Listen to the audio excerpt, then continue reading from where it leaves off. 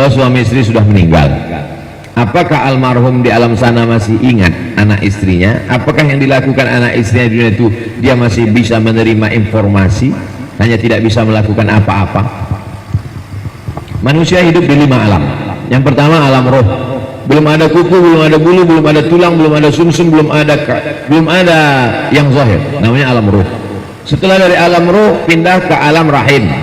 40 hari dalam bentuk sperma, 40 hari dalam bentuk darah, 40 hari dalam bentuk daging, daging berubah menjadi tulang, tulang dibalut daging lalu menjadi makhluk yang sempurna. 9 bulan 10 hari. Setelah itu masuk ke alam dunia.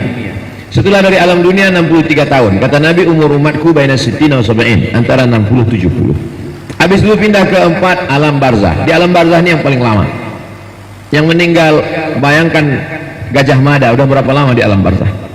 Yang meninggal tahun 1000, sekarang 2020, berarti sudah di alam barzah 1020 tahun. Jadi begitu bodohnya manusia mempersiapkan pensiun tapi tidak mempersiapkan alam barzah. Alhamdulillah Pak Ustaz, untuk pensiun sudah siap, 100 buku sudah siap, tapi alam barzah belum siap apa-apa. Padahal pensiun sebentar, bahkan tak sampai pensiun sudah meninggal. Sementara alam barzah 1000 tahun menunggu hari kiamat. Yang kelima alam akhirat. Kelima alam ini kita hidup. Alam roh kita hidup, alam rahim kita hidup, alam dunia kita hidup, alam barzah kita hidup, alam akhirat kita hidup. Kita tak pernah mati. Yang ada itu hanya berpisah ruh dari jasad. Dan tidak ada roh gentayangan. Orang yang mengatakan roh gentayangan itu terlalu banyak nonton Suster Ngesot, Sundel Bolong, Nyiblorong. Jangan sampai kita ceritakan ke anak-anak kita. Jadi kalau Abdul Somad meninggal, ruhnya di mana? Ada beberapa riwayat. Riwayat pertama mengatakan ruh orang baik tempatnya Illiyin, ruh orang jahat tempatnya Sijjin. Pendapat kedua mengatakan ruh itu tempatnya di alam kubur. Ruh yang ketiga mengatakan, pendapat Imam Malik, al-arwahul mursalah, ruh itu dilepaskan Allah Subhanahu wa taala. 3 pendapat ini tidak kontradiktif. 3 pendapat ini bisa dikombinasikan. Kuasa Allah SWT. Ada kalanya Allah melepaskan ruh itu sesuai dengan izin ketentuan Allah. Ada kalanya Allah mengembalikan ruh itu ke alam kubur untuk merasakan azab kubur atau nikmat kubur. Ada kalanya ruh itu ditempatkan Allah, kalau dia baik Illiyin, kalau dia tak baik di Sijjin. Mudah-mudahan ruh kita berada di Illiyin dan dia bisa melihat amal anaknya, keluarganya, saudaranya sesuai dengan kuasa yang diberikan Allah Subhanahu wa taala. Sebagaimana kita hidup bisa melihat, mereka pun bisa melihat. Bedanya, bisa mereka melihat kita, kita tak bisa melihat mereka, tapi ada di antara kita yang bisa melihat. Mana contohnya? Nabi Muhammad SAW ketika Isra Mi'raj, dia berjumpa dengan Adam, dia berjumpa dengan Nuh, dia berjumpa dengan Idris, dia berjumpa dengan Ibrahim, dia berjumpa dengan Musa. Padahal nabi-nabi itu sudah meninggal dunia.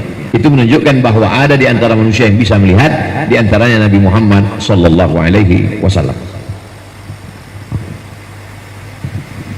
Pertanyaan terakhir, Pak Ustadz, UAS itu sudah Ustadz Abdul Somad yang sering saya tonton hanya lewat YouTube. Salam sesama anak Riau dari Duri di Riau. Pertanyaan saya keluar dari topik. Saya hanya ingin bertanya tentang hadis membunuh cicak. Kesannya Islam mewariskan dendam dan Islam adalah agama yang penuh kasih. Bagaimana menurut Pak Ustadz?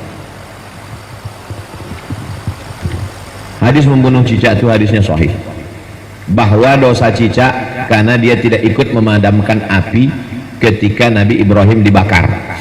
Burung pipit ikut meneteskan setetes air, lalu kemudian kata yang lain, burung pipit, kenapa lah kau teteskan air, toh tidak bisa memadamkan? Burung pipit menjawab, aku teteskan air saat Ibrahim dibakar, tidak bisa setetes air itu memadamkan, tapi paling tidak nanti di akhirat ketika aku ditanya Allah, apa yang kau lakukan waktu Ibrahim dibakar, aku ikut meneteskan air, walaupun tidak bisa, hanya sekedar menjawab pertanyaan Allah SWT. Lalu kemudian cicak bukannya ikut memadamkan, malah menghembus api. Maka cicak itu pertanyaan tadi seolah-olah dendam. Yang salah itu kan kakek neneknya cicak dulu. Cicak yang sekarang kan gak berdosa. Kata cicak sekarang, apa salah dan dosaku? Kenapa aku ikut? Sebetulnya hikmah di balik itu adalah jangan sampai kita mewariskan satu perbuatan jelek sehingga anak cucu kita ikut melakukan. Tak perlu saya sebut nama, tak saya sebut profesinya, tak saya sebut orangnya. Berapa banyak perbuatan jelek yang dilakukan kakek nenek moyang kita dulu, lalu kemudian anak cucunya ikut terimbas. Dalam Islam tidak ada khusus untuk manusia, bukan binatang. Wala taziru waziratu wizra ukhra. Dalam Islam tidak ada dosa warisan. Orang tidak memikul dosa orang lain. Tapi bahwa orang melakukan perbuatan suatu kesalahan, nanti orang akan, itu siapa? Itu anak yang cucu koruptor itu dulu. Nah, itu kena. Kita ambil iktibar pelajaran dari situ. Ini cicak, ini binatang. Masalah membunuh cicak, membunuh itu karena kotorannya. Kotoran cicak itu, cicak kalau sudah, mungkin bapak ibu di komplek ini tidak tahu betul tentang cicak ini karena rumahnya mewah-mewah sampai cicak tak berani masuk. Tapi bagi orang yang tahu rumahnya pernah dimasuki cicak, cicak itu kotor sekali. Masuk dia berapa banyak. Ustaz Somad, apa hukum minum air cicak? Apa maksudnya air cicak? Apa masuk dia buat susu kaleng. Setelah selesai susu kaleng diminum, masih sayang juga kalengnya mau dibuat apa gitu, lalu rupanya cicak sudah mati. Bangkai cicak ada 3 ekor. Cicak ini jahat sekali ke makanan sekali. Tapi dalam Islam tetap membunuh tidak boleh menyiksa.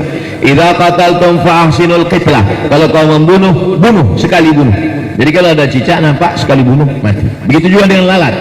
Lalat mengganggu, sekali bunuh mati. Jangan gara-gara cicak kakek moyangnya dulu tidak ikut memadamkan malah mengembus, lalu ditangkap, hari ini kakinya dulu potong, besok kaki satu lagi. Tak boleh menyiksa binatang. Binatang sedang sholat boleh membunuh binatang. Allahu Akbar, nampak ada binatang, uqtulul aswadaini fis shalah. Bunuhlah 2 binatang fis shalah, walaupun kau sedang sholat boleh. Apa itu yang dibunuh dalam sholat? Al-thu'ban, al-af'a wal-thu'ban, al-af'a wal-aqrab. Al-thu'ban wal-aqrab. Thu'ban af'a artinya ular, aqrab kalajengking. Boleh membunuh 2 yang hitam, ular dan kalajengking. HP hitam tak masuk. Ya, nanti jadi alasan sholat matikan HP. Kenapa? Bunuhlah 2 yang hitam. Salah satunya handphoneku ini. Bunuhlah 2 yang hitam walaupun kau sedang sholat. Jadi saya mau menjelaskan bahwa hadis tentang membunuh binatang tidak hanya pada cicak, ular, kalajengking, lalat, lalu kemudian ini termasuk cicak. Nah, jadi pemahamannya secara umum. Jadi Islam tidak mewariskan kita menjadi pendendam untuk membunuh hanya sekali pukul mati. Itulah yang dapat saya jawab, yang saya sampaikan. Mudah-mudahan bermanfaat dan bermakna. Pertemuan kita ini mendatangkan barokah insyaallah. Amin ya rabbal alamin. Jazakumullah khair kepada Gurunda atas semua pertanyaan yang Masya Allah, tabarakallah, mudah-mudahan bermanfaat untuk kita. Sebelum kita tutup dengan doa, ini ada saudari kita yang ingin memeluk agama Islam. Ustaz Somad, Pak Bobi bisa dibantu? Boleh?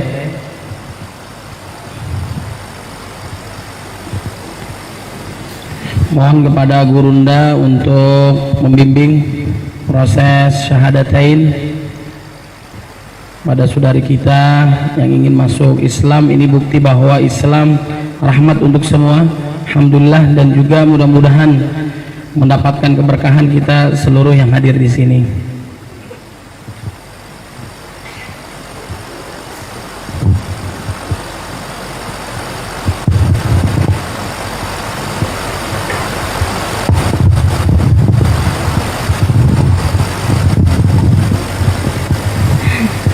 Pegangin aja. Itu keluarganya. Ya, oh ya.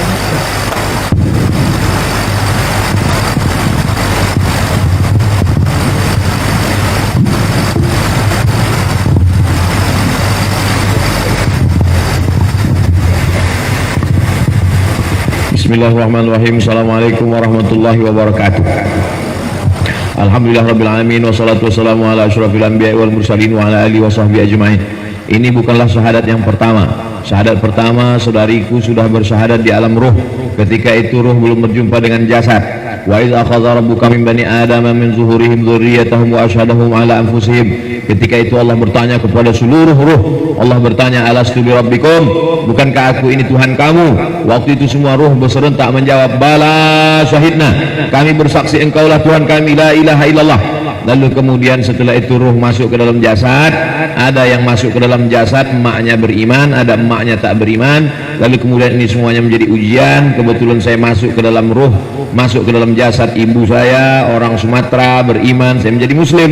Ada saudaraku yang masuk ke dalam perempuan yang tidak beriman, lalu dia non muslim, dan kemudian dia dengan akalnya mencari, kemudian dia menemukan, maka mereka diberikan keutamaan luar biasa. Catatan amal mereka bersih suci-sucinya, mereka adalah orang-orang yang diampuni Allah dosanya, catatan amalnya dimulai sejak hari ini. Maka saudara-saudari adalah sejak bersyahadat ini nanti menjadi bagian dari saudara kita. Selama ini saudara kita sebangsa setanah air negara kesatuan Republik Indonesia, sejak bersyahadat maka ada dua ikatan kita, satu saudara senegara, setelah ini nanti saudara seiman dan seislam. Saudari Florensani Arungbone, apakah masuk Islam ini murni karena diri sendiri, tidak ada paksaan dari pihak manapun? Ya Pak Ustadz, ini murni dari hati saya. Bersedia tanda tangan materi 6.000? Sangat bersedia. Ini sebagai aturan negara saja. Sebetulnya andai ada orang bersyahadat cukup, tapi kalau dia bersyahadat sendiri nanti menjadi masalah penyelenggaraan jenazah. Bagaimana, siapa yang memandikan, mengkafankan, dikubumikan, dimakamkan, disolatkan, dimakamkan. Dengan ini nanti kita semua menjadi saksi. Pembimbingnya, salah satu dari saudari kita ada pembimbingnya, supaya tidak hanya sekedar syahadat, habis syahadat selesai, tapi dibawa ke mu'alaf center, supaya diperhatikan sholatnya, puasanya.